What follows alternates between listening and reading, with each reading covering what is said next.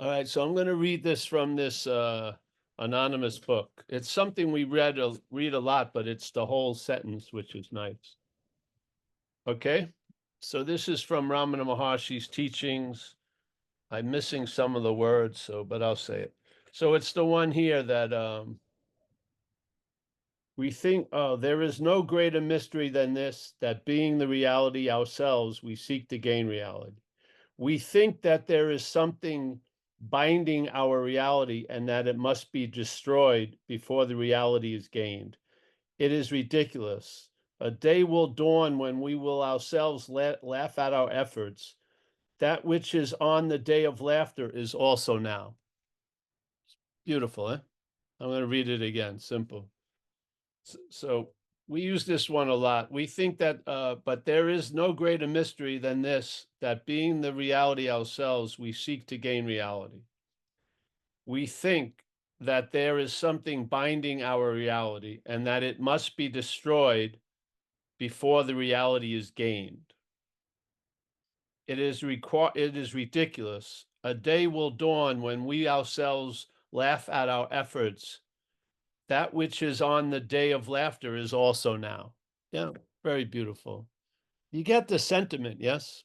So basically, reality isn't putting up any requirements. We are. Yeah. So there's so much faith in the finite self. We're believing its take, and we believe there's something we must do or not do or purify or do that to become something that we already are. This is the basis of the big stump, the big conundrum, is that the seeking and the seeker and the seeker and the seeking actually become the obstacle to the fact being borne out at every moment, which is the fact that being ourselves reality. Yeah. So if you feel like there's a requirement or there's something that needs to be met, it's on our side. It's not on reality's side, if there's a side. Yes. Yeah. Just to be clear. So when your head's saying, I did a certain amount of bad and now I've got to do a whole lot more good to sort of neutralize that condition, that's a requirement. That requirement is unnecessary. That's why they use those statements, the gateless gate. What do you think that means concerning the great way or the great no way? The gateless gate, meaning if it's a gateless gate, there's no gate. Yeah. You just you can walk freely. You don't have to open it. It's not closed. You don't have if there's a gate, you're going to have a toll keeper, and then so on and so forth, and all this, and it's only going to be open at a certain time when you're in a certain condition and the right setting and the right incense, and then suddenly the gate will open and you'll be able to get in, but you got to get in fast because it's going to close again. Yeah. But this is the gateless gate, the open secret. The definition of a secret is that it's not open, yes? So it's repudiating the idea of secret by saying it's an open secret. So it's right available at all times, right where we are, with no requirement necessary, other than the ones we believe are necessary. Yeah. And isn't that the case that what satsang does? A lot of the times it does a lot of things, I feel. But one of them is you come in with a question and then you're listening and you lose the interest in the question. It happens a lot. Yeah. Just come here in this energy and things happen. And who knows when you're going to hear the gateless gate in a certain way. It's not about chanting it. It's not a chanting of the open secret, open secret, open secret, gateless gate. No, it's a moment. In a moment, that gateless gate is going to be like a key to the open door. Yeah. Yeah. So I found all this stuff, and the pages are really bad, but let's see this one.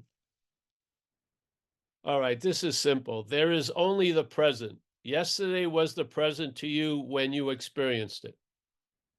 And tomorrow will also be present to you when you experience it. Therefore, experience takes place only in the present, and beyond experience, nothing exists. If the eye that sees be the eye of flesh, then gross forms are seen. This is what the Course in Miracles says. You are seeing, your true seeing is independent of the eyes that see the world. He was saying basically the same thing as that. He's saying, if the eye that sees be the eye of flesh, then gross forms are seen. If that eye be assisted by a lens, then even invisible things are seen to have form. If the mind be the eye, so this is what they talk about in the Course, awareness, yeah? If the mind is the awareness, which it is, then subtle forms are seen. Thus, the seeing eye and the object seen are of the same nature. Just as it says in the Course, the brain interprets to the body of which it is a part.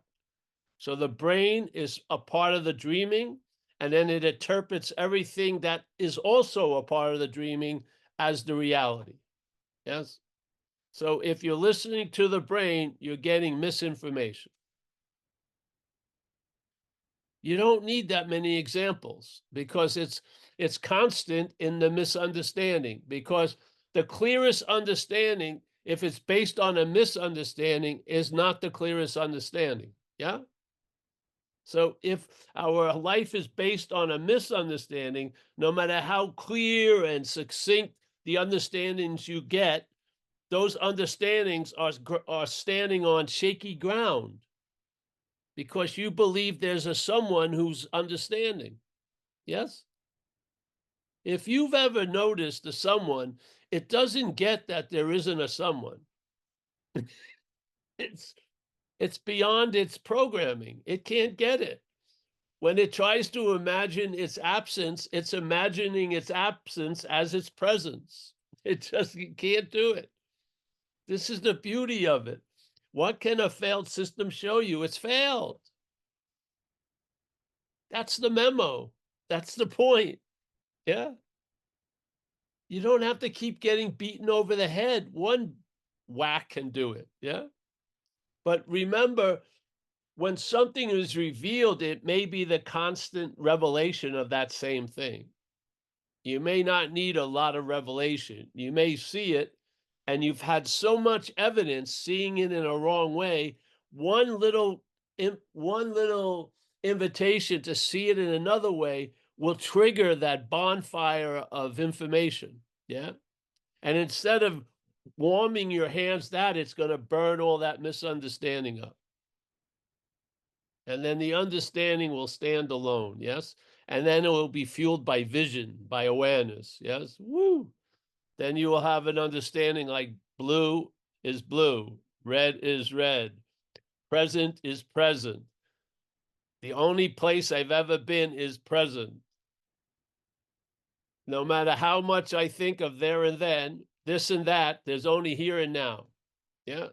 Every there and then is confined by the here and now, which is wonderful because if there was a slight emphasis on the here and now, it would override all the emphasis on the there and then. Yes.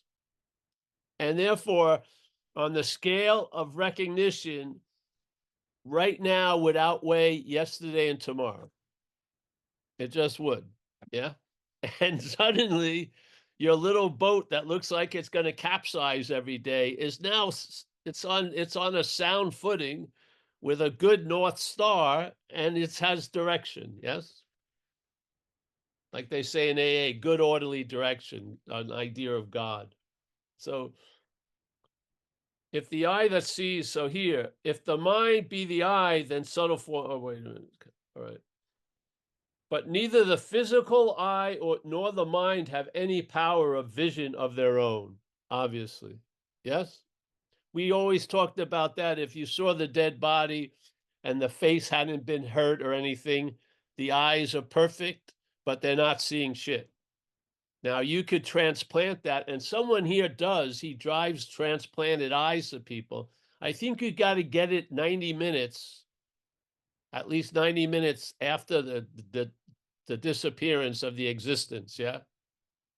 If you get that eye and you put it in a live body, it sees. Yeah. So is it the eye that's seeing? No, obviously. Yeah. So he's saying the same thing here. But neither the physical eye nor the mind have any power of vision of their own. Yeah. So you are seeing mind. Yeah. You are seeing mental activities, aren't you? You see them as an illustration, a memory. You see them as the owner or the doer of stuff. Yes.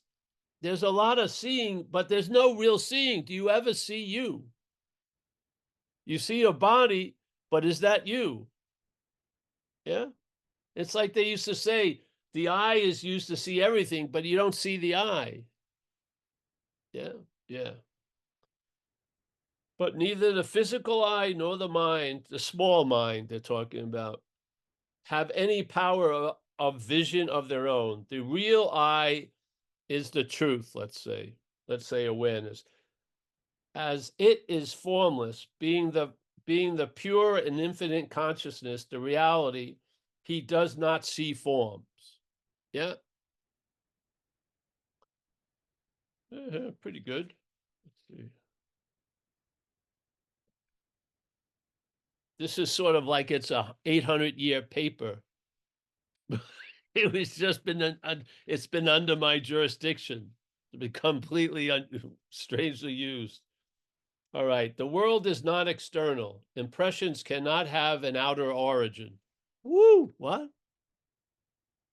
That's sort of the causeless effect of Course in Miracles, right? The world is not external. Impressions cannot have an outer origin.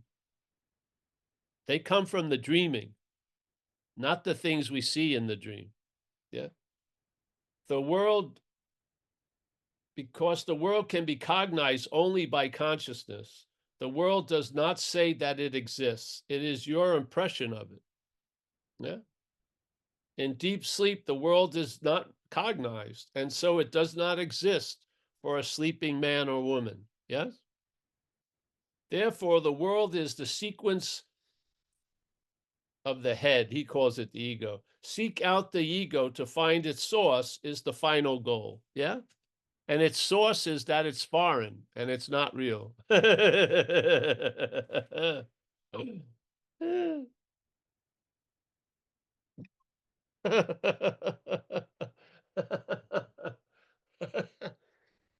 you imagine if you had a product you never ate, but you had the candy bar wrapper and it said Clocks Bar, and you ate what was in there for years thinking it was Clocks Bar, and who would suspect it wasn't?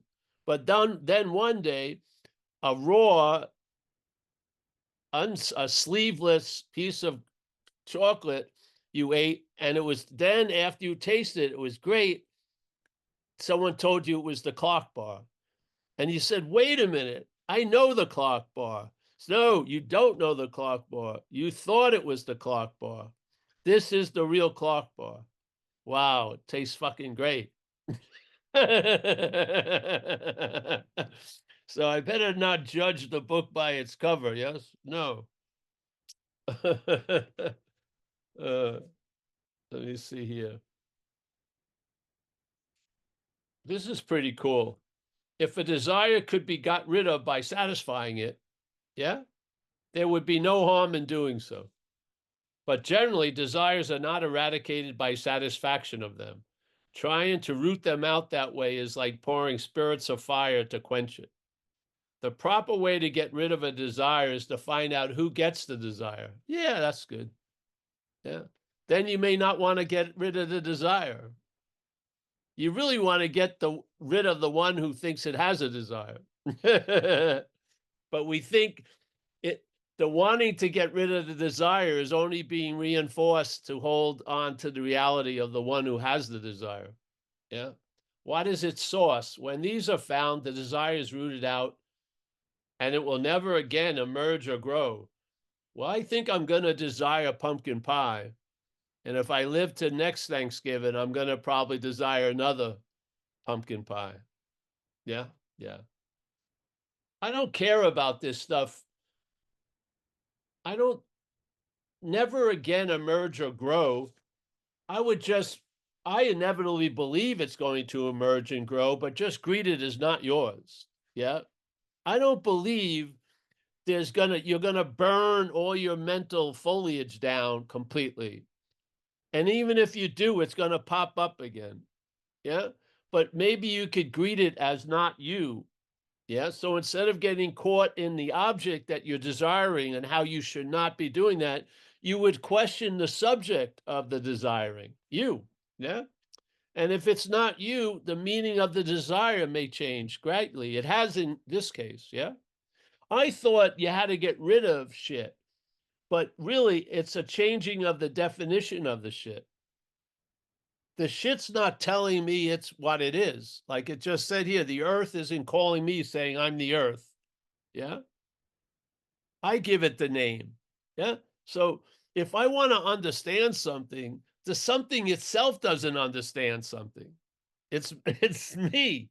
So why not understand what's claiming all the understanding? Yeah. And maybe see that it's not you. And then desires will come and go, satiated or not. Yeah. This is how I see it. To me, it's some spirituality sounds like a path where, all right, I'm gonna now not have a desire. I say good luck with that. I believe there's gonna be desires, but they're not yours. I would go the secondary way. At least I don't know. We've been died in a consumer world in America. I mean, seriously. Uh, so here we go.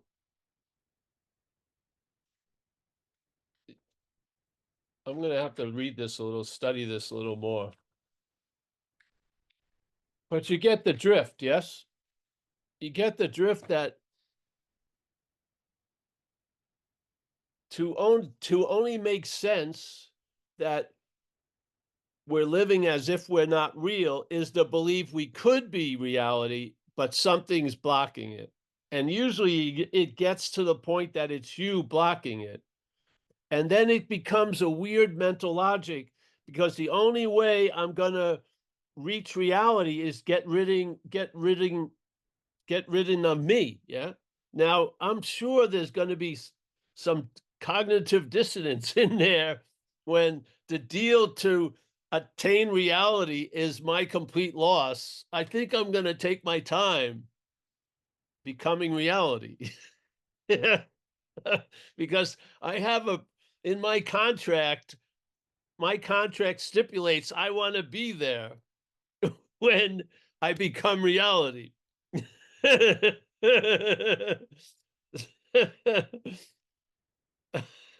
I think that's the bug in the whole situation. There's something that's obviously is not reality that when push comes to shove and it's at the last house of the block, which is spirituality, decides, yeah, I want reality. I want to become reality. After it didn't become a rock star, didn't become Don Juan, didn't become whatever. Okay, I really want to become reality. But there's a stipulation.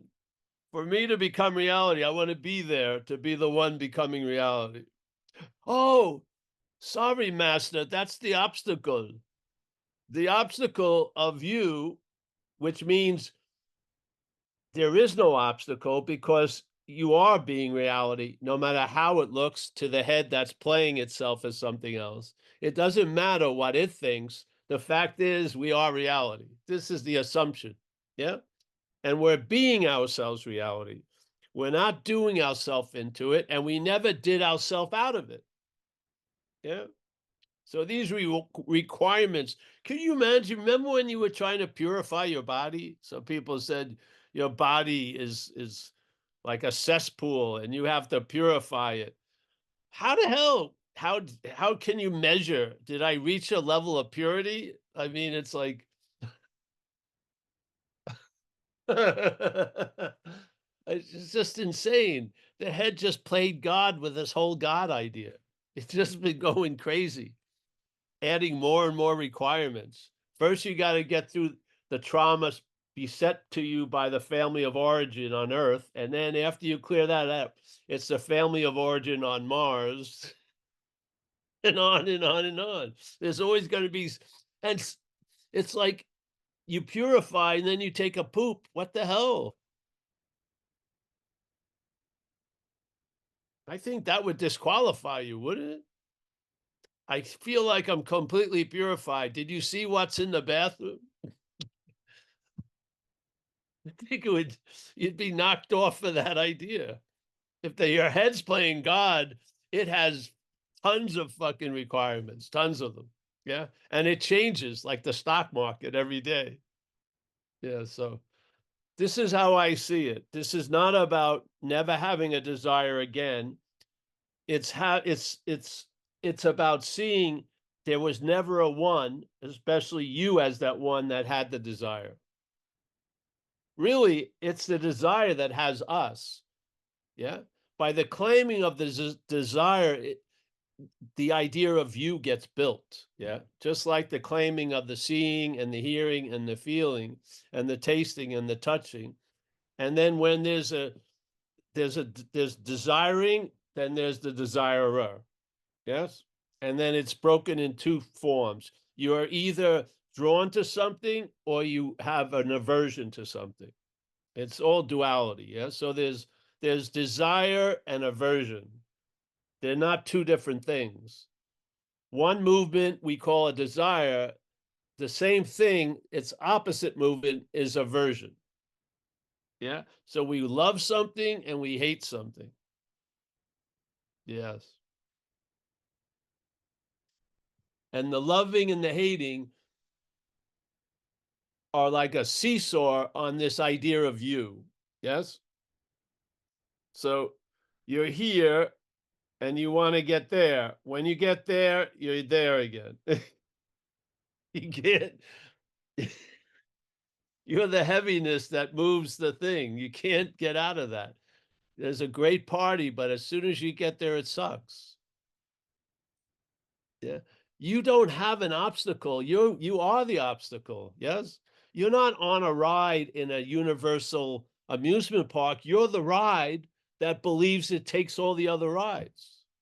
This is a ride. Yes. Well,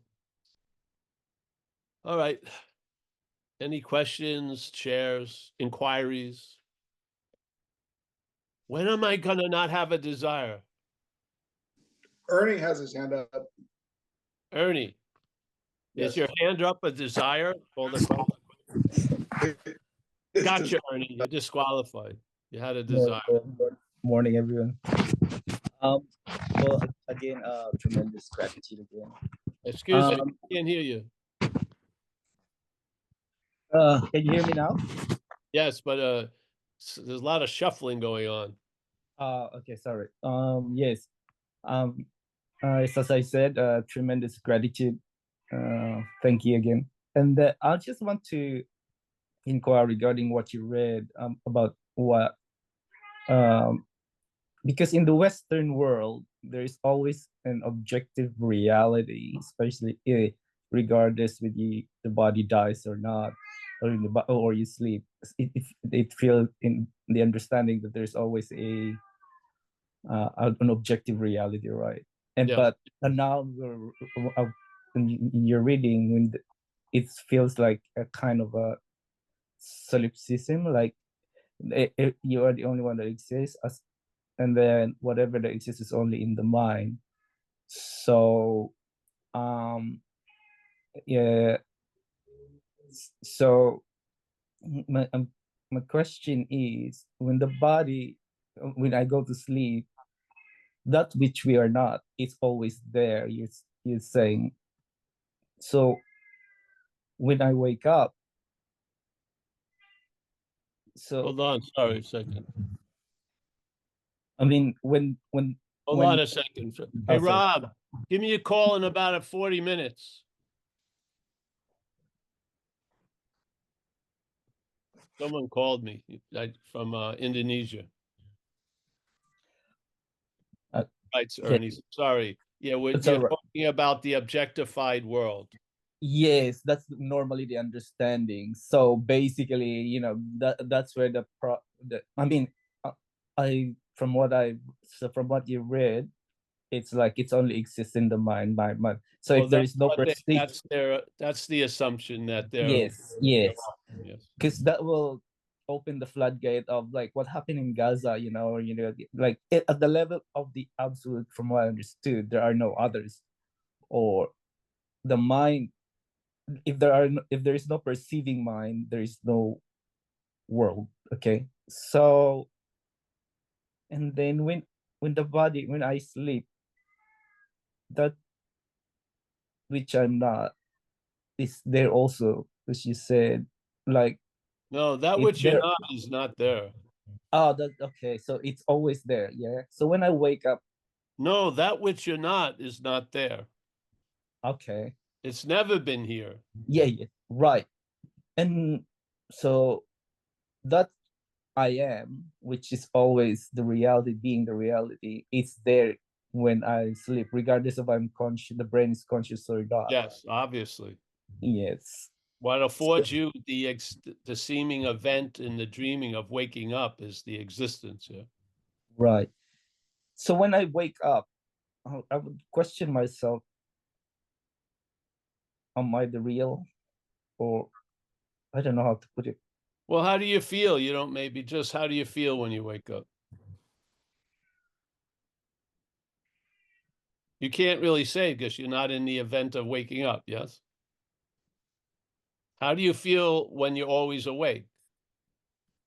You don't have a feeling when you're always awake. Yeah. Being always Okay. awake allows you to have feelings that come and go. Do you feel always awake? No. No. There's a sense of it. There's a sense that there's always awakenness. Yeah. And there's a sense of that as the underlying condition. The surface condition is different. Yeah. So feelings come and go. It's sort of like you read about electrocution and then you get an electric shock. Yes. The electric shock. Yep. Like that. Is there an electric shock in reality? No, there isn't, obviously. Yeah. There's no thing to be shocked, and there's probably no electricity. Yeah. So we have the sense of being in a world with lots of feelings and stuff. Yes. And then you may want to call it a feeling, but presence, I would say, is before and beyond feeling. Yeah. So there's a intimation. I don't think you're going to get like an Instagram or a shock report, but there'll be an intimation of what presence is by seeing what it's not. Yes. Yeah. And that's a sense more than a feeling. And then it may open you up to other different feelings that will have a different pedigree than some of the feelings that we have all the time here. But basically, that sense of presence is not a feeling. Yeah. Yeah. It's beyond or before and beyond that. Yeah. So when Okay. yes, so some people when they wake up, there's a pause there where they haven't the body idea hasn't formulated yet. So now they're awake here, but they don't know, there's no idea that they're awake as a body or not a body. There's just awakeness. Yeah. And then the parts start getting animated and you get busy in your day, so to speak. Yes. That second is an eternity. It may only seem to be a second here because we seem to be in time, but that awakeness with not a body or whatever that's it. Yes.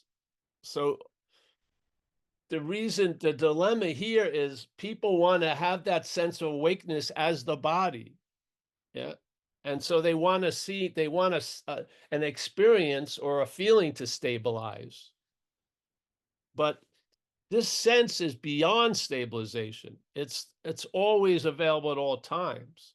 And so your little antennas to feel things and don't pick it up. Yeah. Yeah. There's a loss of interest in a lot of stuff. And then you hear the sound of silence, let's say. You start hearing notes being played in nothing. Yeah. But you can't have one ear hearing the chirping of the world and believing of all these feelings and then put that definition of feeling on the other. It doesn't work. Yeah. This is not like a feeling you have. Yeah. Yeah. This gives you the ability to have a clarity about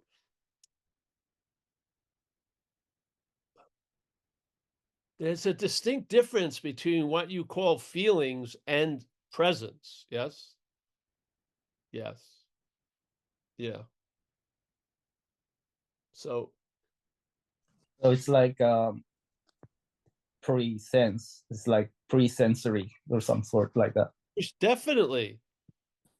And it's definitely. And the thing to me, it's almost like Braille before the blindness. So there's a sense of things that override that are a sense of the context of, and then the experiences of the content. Yes. So you have a sense of the context, which is presence, and now you're having an experiential event called the content. Yes. So you're feeling this and that. And in the magical dreaming of the head, it would like to have sweet experiences stabilize and be a new basis, but feelings are not the basis. Yes. Yeah. Feelings come and go. Thoughts come and go. I want to see the same thing forever. No, it's not going to happen. If you're depending on a thing to be there, that's not a dependable situation because things change. Yeah. Isn't it amazing how when you gone away, you haven't been to a place and you remembered the cafe and they're all moved now, they're all gone. And you were wondering, when I was growing up, this store was there and it's gone. Yes. Yeah. This isn't like that. It isn't like you woke up and something appeared and it's never going to disappear. It never appeared. It's always been here.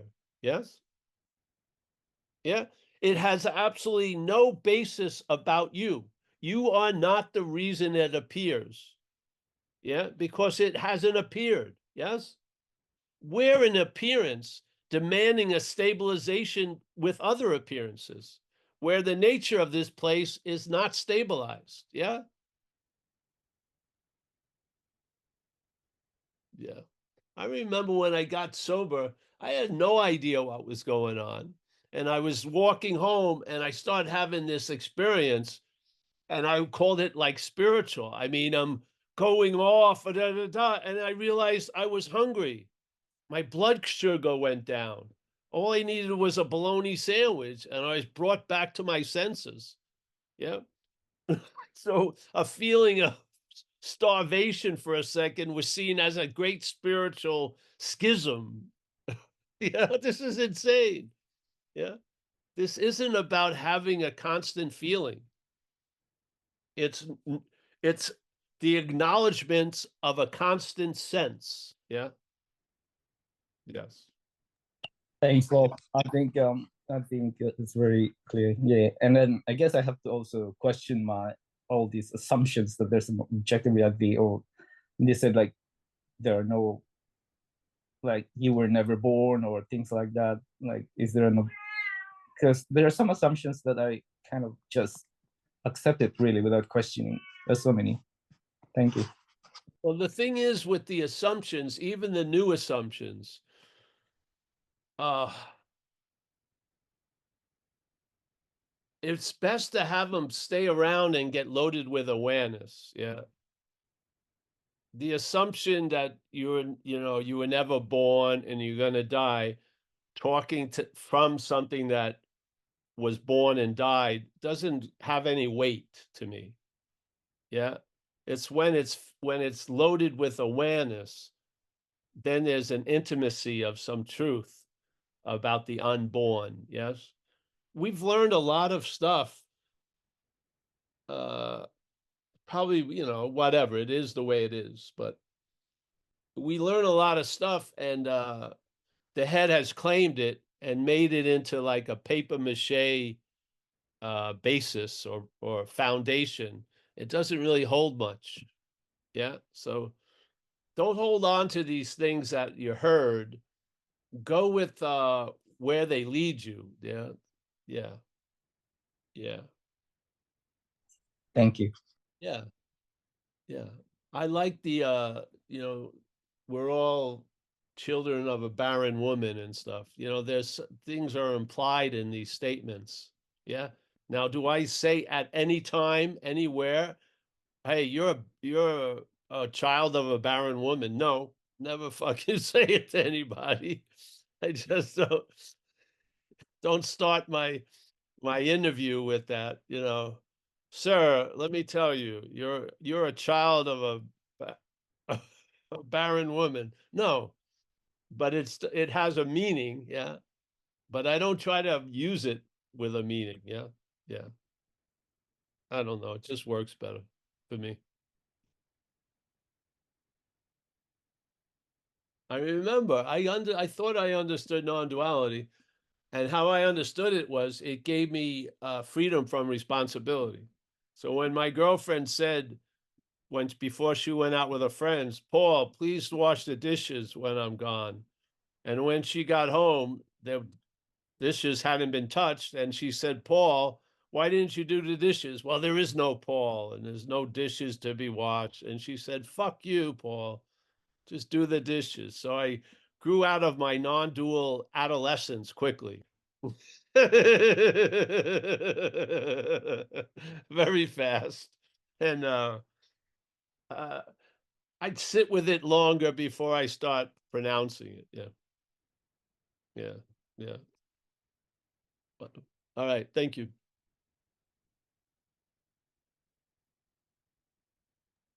Uh,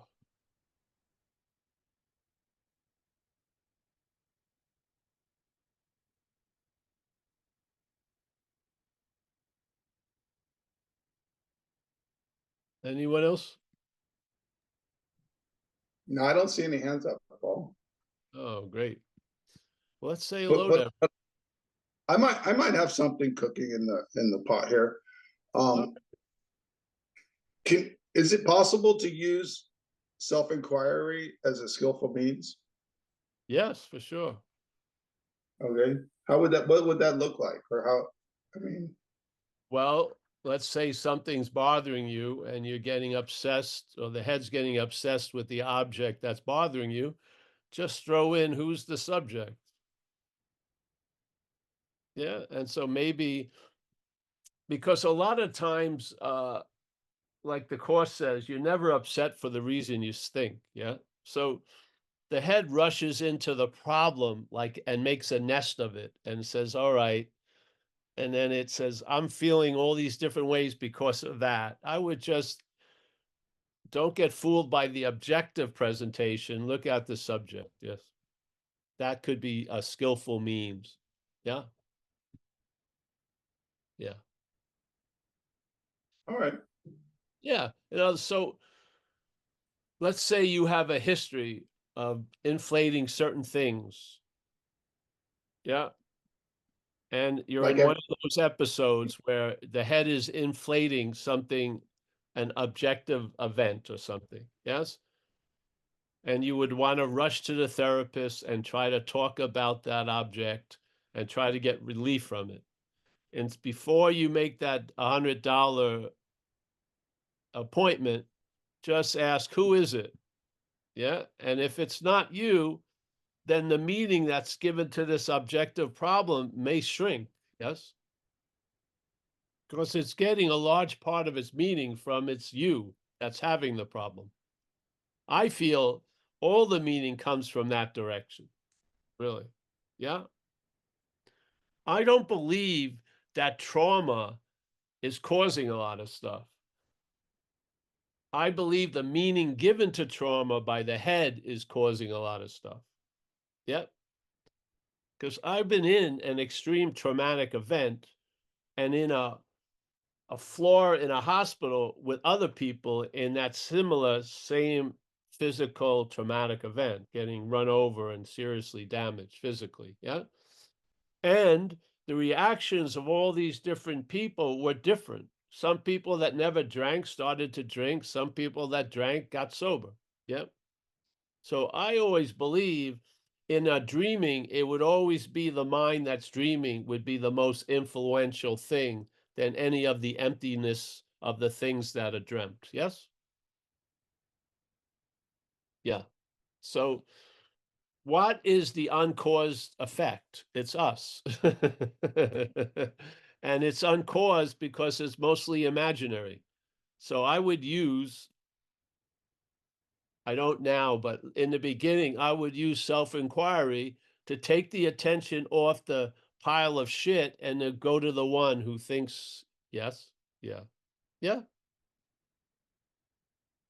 It was a whole new way of looking at things. And I thought it worked better than the other way. Yeah. Yeah. Because how many objects are you going to have to change to please the subject? I would just look at the subject. Yeah. See if it is the subject, or if it's, or is it an object masquerading as a subject? Yeah. Yeah. So yes, I think it can be used. I wouldn't do it after a while, but if you are open to it and new, I think it's pretty skillful. Yes. Yeah, I've used it, and what happens is that thought, it goes away. It becomes informal, and then it just like dissolves somewhere. But then a little while later it comes back. That's okay. After, if you apply it again, it won't come back, or its absence will be longer than its presence. Yeah. Yeah, That's and good then I always take into consideration what you say earlier about in the other meeting about losing interest in it, and I try not to give it interest, and then Yeah. yeah. Yeah. The losing interest in it is the death knell of the imaginary landscape. Yes. You don't make a mountain out of a molehill. It's the amount of interest given to the molehill that makes it appear as a mountain. Yeah. Right. Yeah. There you go. So, and you're understanding most of the mountain ranges that bother you have your name in them. Yeah. You don't give a shit about Stephanie's mountain range much, unless Not you at all. Stephanie. But if it's Paul's mountain range, wow, the highest peaks are there. It's just, I mean, it's hard if you're trained as the body is to see things. Yeah. The greatest movements here aren't things. The thing that gets moved the most are things, but the greatest movements are not things. Like a great movement here is greed. It is not a thing. Yeah. Hatred, an incredible movement. Divisiveness, incredible movement. Separation, incredible movement. Yeah. That affects tons of things, but is not a thing. Yeah. You see, the greatest effects are the least noticed. What gets usually noticed is what's affected. You don't see the effect because we're out to lunch. Yeah. We're not relying on our innate nature of awareness. We're relying on a mental interpretation. Nobody chose to do it. There's just a reliance on it. And what we're relying on is failed. It's not personal. You feel personal because that's that's the syrup that comes with the meal, but it's failed. Yeah. That's what I got. I had that sober reckoning where I realized I was fucked and I'm not managerial quality. And it wasn't personal. It was obvious I was in abject faith, which was spiritless servility to the head. Had no idea that it had gone that far, literally. Yeah. Yeah. Well, can I just want to add regarding your story about your girlfriend asked you to wash the dishes and you said there is no pole here and he said fuck you know, Yeah. because it happens to me most of the time, and in fact it happened to me 15 hours ago. There was a desire in me, and then I satisfied it, and but I knowingly from the satsang that it's not the real me. The reality is always there, but you know, yeah, anyway I'm satisfied, and it's not me anyway. So it's the same. Yeah, you know, i'm still in that I'm still in that kind of illusion thing. Yes. Like, yeah, I think I'm just fooling myself, I think. Well, you're not, but the head is. The head's fooling itself, probably. You can tell by how you just stated that. I fulfilled myself, but I know it didn't mean anything, whatever. But that's the thing that means a lot, saying it doesn't mean anything. Yes? So that was the problem, talking as if it was describing the problem. Yeah. Yeah. That's all right. You're going to outgrow that. Just stick around, satsang. How are you going to see something doesn't work unless you notice it doesn't work a lot? So you have the security and the safe space to talk all about this shit that we're not, so that you can recognize it and you're not that. And don't, because the head's trying to make a rationale within including itself. Like its drive is to be a non-self as a self. Yeah, that's what it does. And when when the head's doing that and you hear it, you can see it, you can hear it. Yeah, it believes it shouldn't have done something, and then it says, "Oh, it doesn't mean anything. I shouldn't have done something." But it's trying to use that to clear up that it really feels it shouldn't have done something. That's great. That's incredible knowledge. Yeah. Let it all hang out, as they say. Yeah, you go Yeah, through all this, yeah, but you have to realize if you've heard the message of non-duality, it has filtered down to the head, and the head is trying to make it non-duality. It's trying to make its own non-duality up there. Yeah. And first thing it looks at it is, I can use this to get out of shit. Yeah. And so it will make some stupid mistakes yeah, because it always overplays its hand. It yeah. does. I was actually laughing at myself. Yeah, it's funny. I mean, it's funny. Uh, it's just people have done this a lot in recovery. They get an idea, a mental idea that there's no self, so therefore there's no alcoholic, and now they're drunk non-duality people.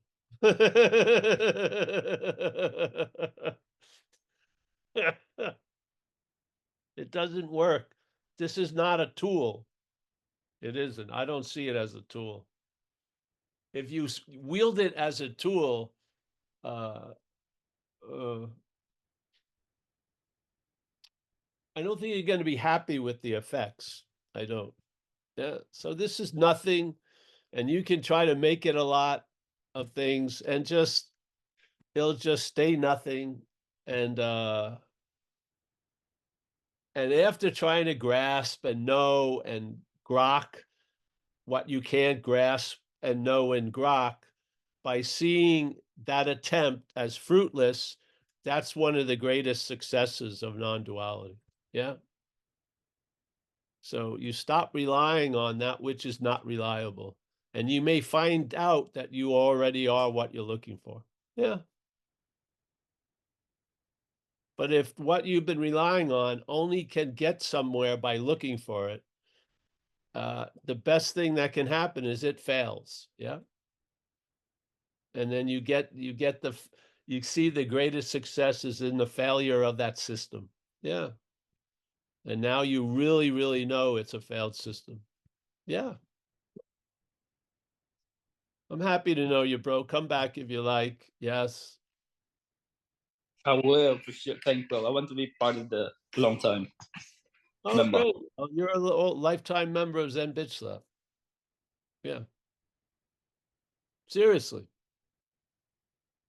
All right. Anyone else? No, we have no other hands up, Paul. All right. Well, let's start saying goodbye. First of all, thank you, everyone. Without you and without Martin and other people that do all the service, we probably wouldn't be meeting each other here. So thank you, Michael and everyone, and Mia and Kerry and Judy, Kathleen, everyone. Yeah. For all that they do. So we've got Kerry. Nice to see him. Judy, as always. Kathleen in Pennsylvania. Mary Champagne. Mr. Jim Elliott.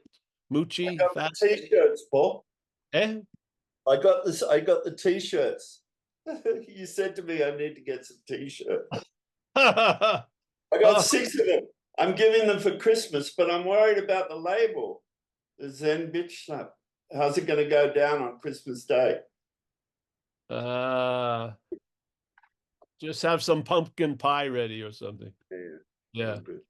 Yeah.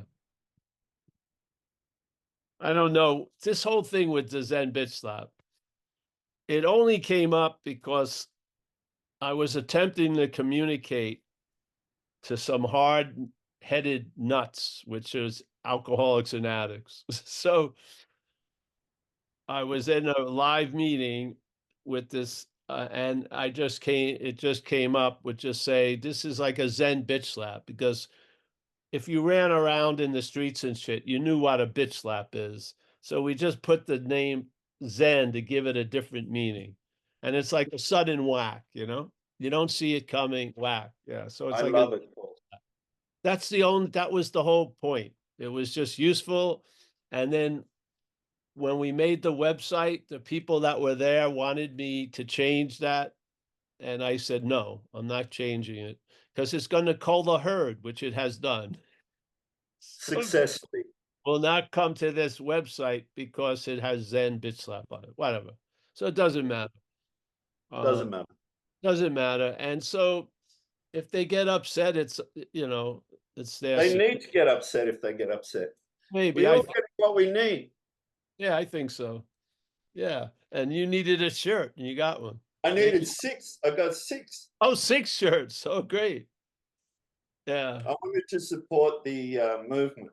Oh, thank you. Thank you.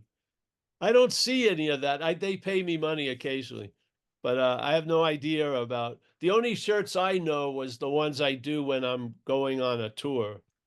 Then I get them made by this guy in Berkeley. But we have a nice. I'll wear them and then you can see what they look like. Yeah, I know they're nice. We have tons of styles, eh? Yeah, I hope they're nice. Well, we'll see. They haven't arrived yet because I'm in Australia. The freight was more than the t-shirts. Yeah, I could have given them to my friend Mia. She would have brought them there. She's just arrived in Australia yesterday. Wow. Where are you, Jim? Huh? I'm in Sydney now, Paul. Oh, in Sydney. Yeah, she'll be in Sydney. Her name is Mia. Maybe you Oh, can. yeah. Really? Okay. Nice. She's right below you on the Zoom. Huh? Yeah, we sit here every so often. Yeah, she's over in Adelaide, I think, and she'll be going to Sydney for a while. Okay. Yeah, she's here. So if you want to chat and get together, there you go. How do I do that? I don't know. I think you I'll send you a message, Jim. Okay. All right. Wait, my brother's in Sydney too. So let me, I'm going to be there just from Boxing Day to New Year's Day. So are you going to be around? Yeah. I'm here. Okay. All right. I'll send you a little message now. And it's a US number. We can maybe message on WhatsApp. Or you can WhatsApp. All right, there you go. All right, so we'll go to John K. Nice to see you, John, as always. And if you're gonna have anything with the family or stuff, God help you, but all the blessings go your way. Mike G, San Clemente. John S, Florida. We got David Lowe. Heather. Hey, Heather, how are you? Our magician, a very good one too. Saraswati, you got in. Yeah. Nothing's gonna stop Saraswati, I'm pretty sure. Yeah. Yeah. Mr. Fast. And we got Jacob. Jacob just not far from where I am living. Hey, listen, thank you, everyone. We'll see some people tomorrow. We will also have the meeting on Thursday. Yeah, the AA meeting, 10:30 Pacific time. We don't stop for any freaking holidays. No. No, just barge right through. Yes, so tomorrow we'll be there Wednesday night, and if you're interested, it's on the event page, all those, and we have the new, I think there's a new password or a new Zen room. It's up there just go to the website, to the event page until it gets switched back. So we've had some trouble, and therefore he's got a backup meeting number, I think. Yeah. No, I think so. Whatever. Check it out. We'll see you guys. Bye-bye. Thank you, Paul. Take care, Paul. Michael. Good to Thanks, see everyone. everyone.